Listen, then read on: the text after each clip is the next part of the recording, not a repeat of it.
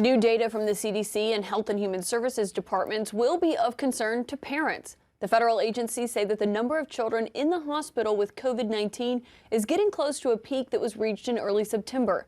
New York City is reporting a five-fold increase in pediatric hospitalizations.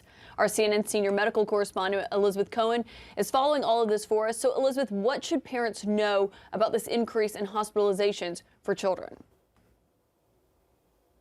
Caitlin, I think the first thing they should know is that still the number of children in the hospital in the U.S. is still very, very, very small, counted in just a couple of hundred across the United States. So there's no reason to panic here. However, what's of concern is that the numbers are rising. They're rising pretty significantly to a very small number, but still they're rising. So let's take a look at national numbers. So what we have here is that if you look at COVID-19 hospitalizations among children for the week ending December 18th, it was 201 per day. The week ending December 25th, just a week later, 260 per day. That's a significant jump. Still a small number, but a significant jump. Now let's take a look at one city, at New York City, which has been hit so hard recently. From December 5th through the 11th, they had 22 admissions, just 22. And then December 19th through the 23rd, so an actually shorter time period, they had 109 admissions. That is a big jump. Part of what might be going on here is that Omicron is so transmissible, so many more people are getting infected that you're going to see more children ending up in the hospital. So far, the numbers aren't huge, but the rise is certainly of concern. Caitlin?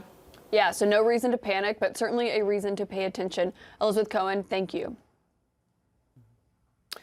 All right, let's bring in Dr. Paul Offit. He's a physician at the Infectious Diseases Division of Children's Hospital of Philadelphia and a member of the FDA's Vaccine Advisory Committee. Paul, good to see you as always. A lot of questions to clear up here. On the one hand, this is guidance shifting that you had said was ideal, was necessary, and now it is in place. But there are some questions. For example, how much of it's based on the data and how much of it's based on the need of employers amid this Omicron wave? No, I think it's fair. I mean, when you think about how infections work, including this infection, you know, the virus sort of attaches to your nose and throat and begins to reproduce itself hundreds of times, thousands of times. That's when you're most contagious. You're most contagious before you develop any symptoms. Then you develop symptoms, and those symptoms are based on your immune response. That's what causes the symptoms. So now you have symptoms. As the symptoms come up, then viral replication decreases dramatically. By the time you have no symptoms, I think it is fair to say that you are shedding a trivial amount of virus if you're shedding virus at all. So I think it's fair to say that if you're asymptomatic after having been infected, that you can then break quarantine, go out and just mask for 5 more days, and even that is, I think, conservative. So I think this is perfectly reasonable. Okay. Well, so Dr. Offit, the key part of this is the phrase, if you're asymptomatic. And I think, of course, when this news was announced yesterday that they were shortening this, that was a key phrase that people may have missed, but also needed to pay attention to. So do you think people will be honest about whether or not they're asymptomatic and going back into their daily lives? No. I think we have pretty much shown over the past year that the trust system, the honor system, doesn't seem to work very well. I mean, hopefully this will make some sense. I think you could simplify it by saying, if you're sick, wait till you're not sick, and then please wear a mask. And if you've been exposed, at least wear a mask for 10 days. I mean, we've tried to divide it up into sort of vaccinated and boosted as compared to unvaccinated or not boosted, but it's probably easy just to remember, wear a mask for 10 days if you know you've been exposed. I mean, the fact that the honor system and trust has broken down so much during this pandemic is a real problem for society. Let me ask you an even more specific question. This is a guideline for people who are asymptomatic. Important detail, got that. What about guidance for people who are vaccinated versus unvaccinated? Has that changed at all? Should it?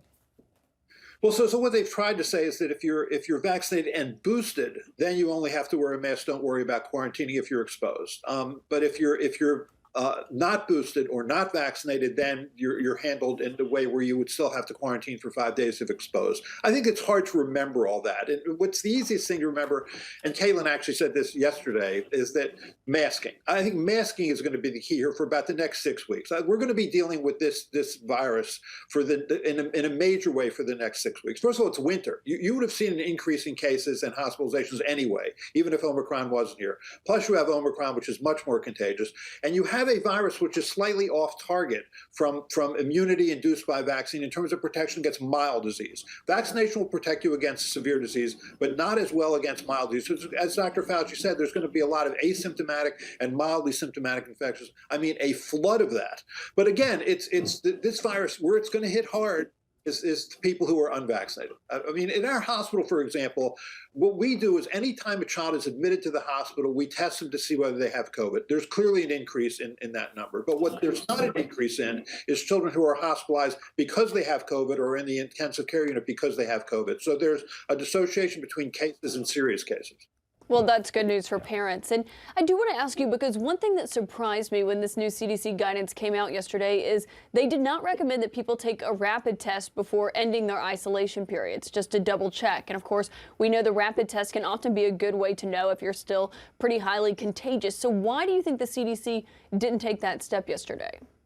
Well, if people are honest and they truly have no symptoms, the chance that they're shedding an amount of virus that would cause them to likely be contagious is extremely small. I mean, it's not zero, but it's extremely small. So I think that's fair. Also, it's hard to get tests. And so I think that may be part of it as well. But I think, again, it's the honor system. You really do have to be asymptomatic, and that worries me. Well, look, I want to just focus on the data for a second, because there's some numbers that should get people's attention about the reality of what we're dealing with. Since last week, we've seen a 61.5% increase in new cases, a 17.8% increase in new deaths, and a decrease of 33.4% in the number of vaccines administered.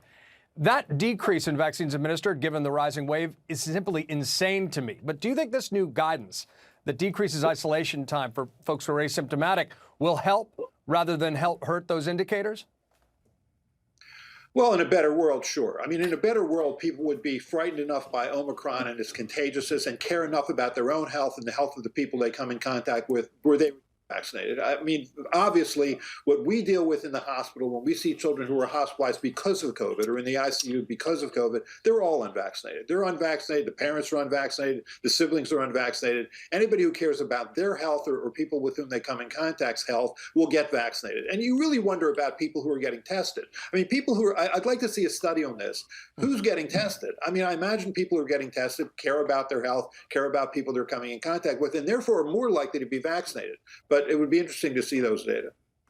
It would be interesting. But the thing is, it's so hard to get tested. It's hard to get people into that regular testing routine. Now that they're actually seeking them out, if you have to go to multiple stores, it's not exactly encouraging to take a test. But Dr. Paul Offit, before we let you go, I do want to ask when you think this is going to peak. When are we going to see the peak of this Omicron wave here in the United States?